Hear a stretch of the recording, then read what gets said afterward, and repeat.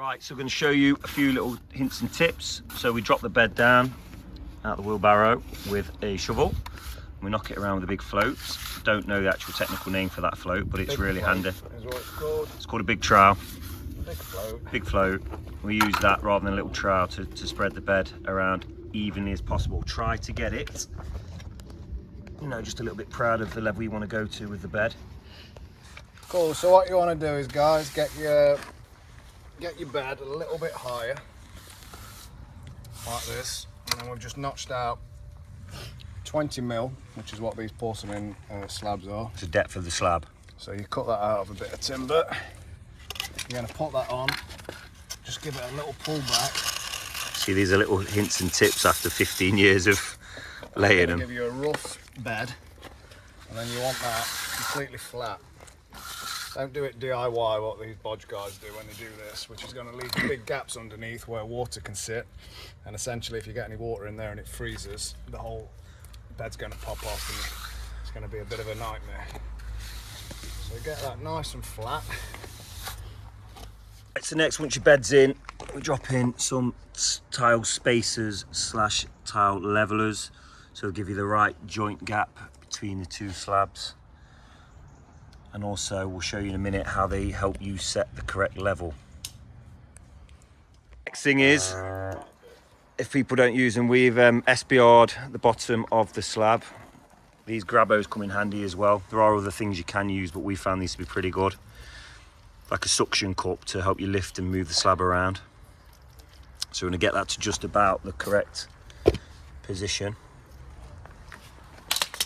Not drop your sunglasses. Hiya. Cool, so we've got this tile beater, which is a new addition to the family at B&P Paving, which is going to make life a lot easier. And if you look, who uses it, slightly... It's getting all those air bubbles out, knocking the bed down and bringing the water up to the surface, which is basically going to alleviate any air pockets underneath the slab.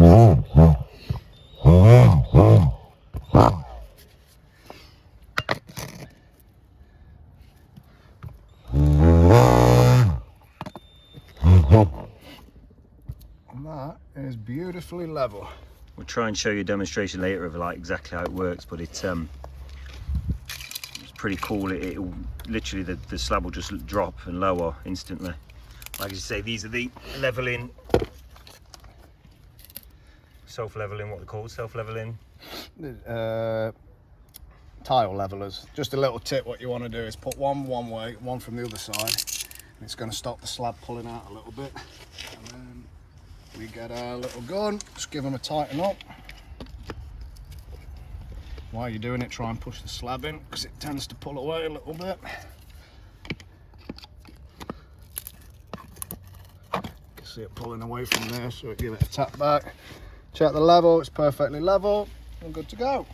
Again, you don't have to use these, you can. We have previously or in the past just used tile spacers, but we find it just helps with the joints and the corners. Where the corners meet with the slab, you tend to get a little tiny bits of discrepancy, only millimeters. It's a little, you can hold water in little tiny corners and so on, so these are really helpful. And then when you're done, just come back to the middle, just give it one last little vibration. You can see the water coming If you can up. see, look how much the slab's gone down and the bed's risen.